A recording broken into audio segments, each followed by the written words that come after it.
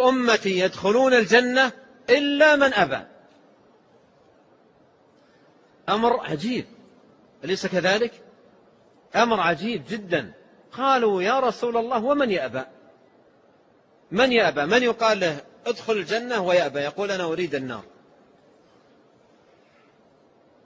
قالوا ومن يأبى يا رسول الله؟ لأن هذا أمر عجيب جدا. قال من أطاعني دخل الجنة ومن عصاني فقد أبى. الأمر واضح، وضحه عليه الصلاة والسلام، قال من أطاعني دخل الجنة ومن عصاني فقد أبى.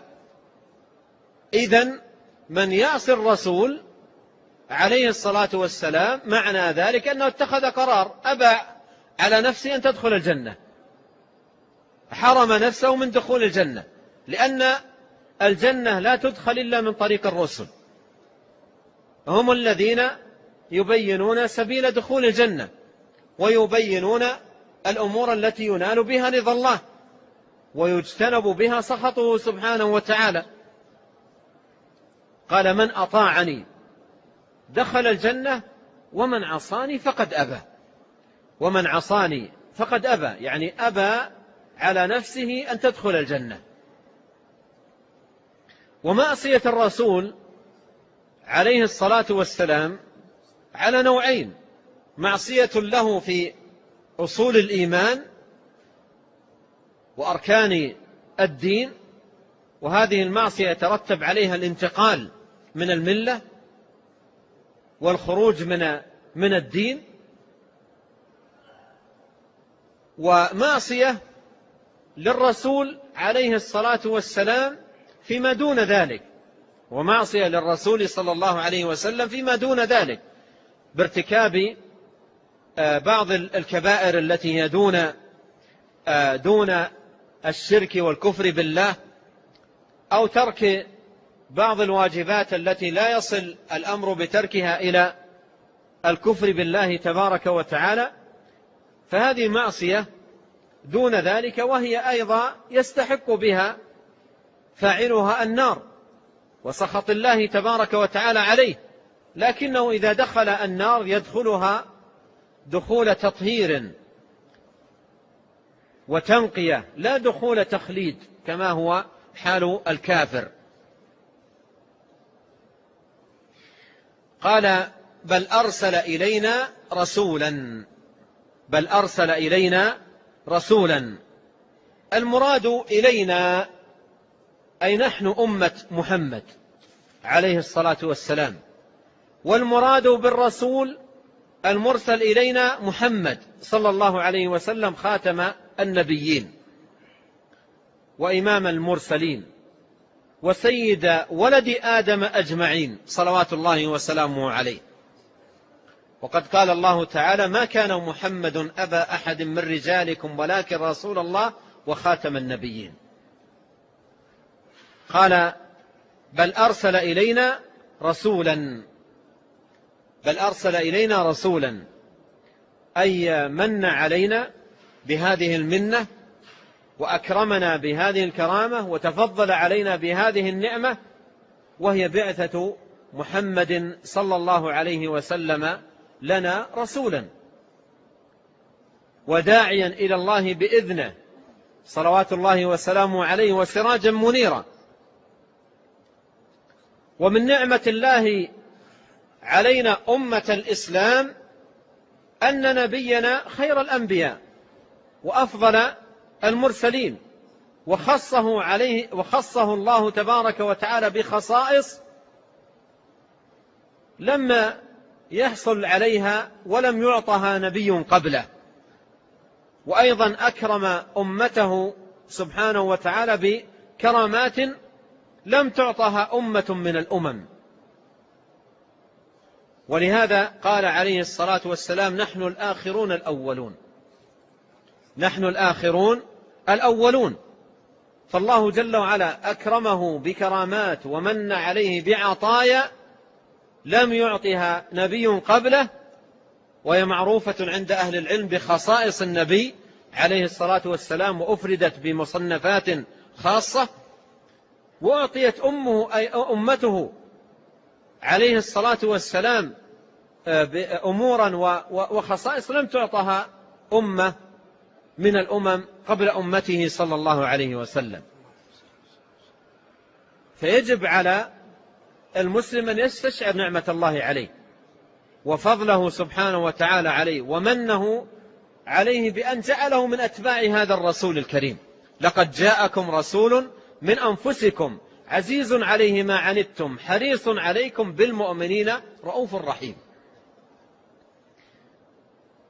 فأرسل إلينا جل وعلا رسولا، أرسل إلينا رسولا رحيما كما وصفه الله، رؤوفا كريما ناصحا أمينا مبلغا عليه الصلاة والسلام البلاغ المبين، مجاهدا في الله حق جهاده حتى أتاه اليقين، وما ترك خيرا إلا دل أمته عليه ولا شرا إلا حذرها منه. نصح عليه الصلاة والسلام أتم النصح وبين أكمل البيان صلوات الله وسلامه عليه. قال أرسل إلينا رسولا فمن أطاعه دخل الجنة ومن عصاه دخل النار. من أطاعه دخل الجنة ومن عصاه دخل النار. من أطاعه أي أطاع النبي الكريم عليه الصلاة والسلام فيما يدعو إليه من التوحيد والخضوع لله وفعل أوامره والانتهاء عن نواهيه دخل الجنة، ومن عصاه دخل النار. وهذا معنى قول نبينا عليه الصلاة والسلام كل أمتي يدخلون الجنة إلا من أبى. كل أمتي يدخلون الجنة إلا من أبى. قالوا ومن يأبى يا رسول الله؟ قال من أطاعني دخل الجنة ومن عصاني فقد أبى، أي أبى على نفسه دخول الجنة. هذه المسألة كما قدمت تتلخص في وجوب طاعة الرسول عليه الصلاة والسلام، ومهد لهذه الطاعة بمقدمات وتمهيدات بين من خلالها أن الله عز وجل خلقنا ورزقنا، وبين أنه لم يخلقنا هملا لا نؤمر ولا ننهى، وأنه سبحانه وتعالى أرسل إلينا رسولا. ينتج من هذه المقدمات الثلاث نتيجة عملية مطلوبة من الجميع، وهي طاعة الرسول عليه الصلاة والسلام، وهي طاعة الرسول عليه الصلاة والسلام، وأن من أطاع الرسول صلى الله عليه وسلم دخل الجنة، ومن عصى الرسول صلى الله عليه وسلم دخل النار. ما الدليل على هذه المسألة؟ وعرفنا فحوى المسألة ومقصودها وهو طاعة الرسول عليه الصلاة والسلام. ما الدليل على هذه المسألة؟ قال والدليل قوله تعالى إنا أرسلنا إليكم رسولا شاهدا عليكم كما أرسلنا إلى فرعون رسولا فعصى فرعون الرسول فأخذناه أخذا وبيلا. هذا هو الدليل على هذه المسألة. والمسألة عرفناها بالممهدات والمقدمات لها، وأن خلاصة هذه المسألة طاعة الرسول عليه الصلاة والسلام. الدليل على وجوب طاعته صلوات الله وسلامه عليه ما هو؟ قال إنا أرسلنا إليكم رسولا، هو محمد عليه الصلاة والسلام. الرسول هنا المراد به محمد صلى الله عليه وسلم، والمراد إليكم أي أمة محمد عليه الصلاة والسلام. إنا أرسلنا إليكم رسولا شاهدا عليكم، أي شاهدا عليكم بأعمالكم. وكذلك جعلناكم أمة وسطا لتكونوا شهداء على الناس ويكون الرسول عليكم شهيدا، أي شهيدا عليكم بأعمالكم. قال شاهدا عليكم كما أرسلنا إلى فرعون رسولا، كما أرسلنا إلى فرعون رسولا. إرسال الرسول عليه الصلاة والسلام إليكم ليس بدعا من الأمر، مضت قبلكم وبعث فيهم ماذا؟ رسل. وكانت العواقب الحميدة لمن أطاعوا المرسلين، والعواقب الوخيمة لمن عصوا المرسلين.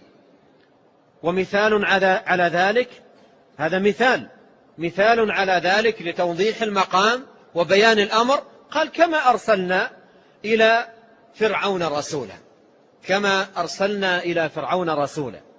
وهنا المثال الذي سيق هنا سيق مساق التحذير الشديد من عصيان الرسول، سيق مساق التحذير الشديد من عصيان الرسول.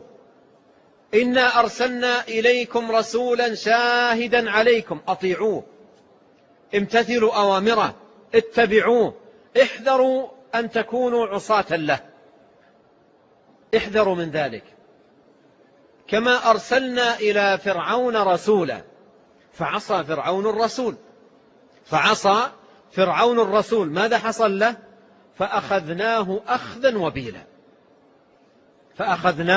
أخذا وبيلا. ما المراد بهذا المثل؟ كما أرسلنا، ما المراد به؟ أي انتبهوا، احذروا، إياكم وعصيان الرسول، فإن عصيان الرسول هلاك ودمار. والأمثلة على ذلك في التاريخ كثيرة لا حد لها. ومن الأمثلة هذا المثل العجيب، قال كما أرسلنا إلى فرعون رسولا فعصى فرعون الرسول. يعني كان موقف فرعون من هذا الرسول الذي هو موسى عليه الصلاة والسلام، كان موقفه منها العصيان، عصاه، لم يستجب له، لم يقبل دعوته، رد وكذب ما جاء به، واتهمه بأنواع التهم، فعصى فرعون الرسول. فعصى فرعون الرسول، ماذا حصل؟ ما النتيجة التي باء بها فرعون؟ قال فأخذناه أخذا وبيلا. ما هو هذا الأخذ الوبيل؟ جاء مبينا في القرآن في آي كثيرة منه. والأخذ الوبيل الذي بين في القرآن الكريم والذي حصل ويحصل لفرعون هو في الدنيا، أخذ وبيل في الدنيا، وفي القبر في البرزخ، ويوم القيامة. في الدنيا وفي البرزخ ويوم القيامة. أما في الدنيا فإن الله سبحانه وتعالى أهلكه بالغرق، وكان من تكبره وتعاليه وتعاظمه وتفاخره على الناس قوله فيما كان يفخر به: وهذه الأنهار تجري من تحتي، وهذه الأنهار تجري من تحتي. فعاقبه الله سبحانه وتعالى بالغرق، عاقبه الله تبارك وتعالى بالغرق. وكان إهلاكه بالغرق عجب العجاب، وآية من آيات الله سبحانه وتعالى العظيمة.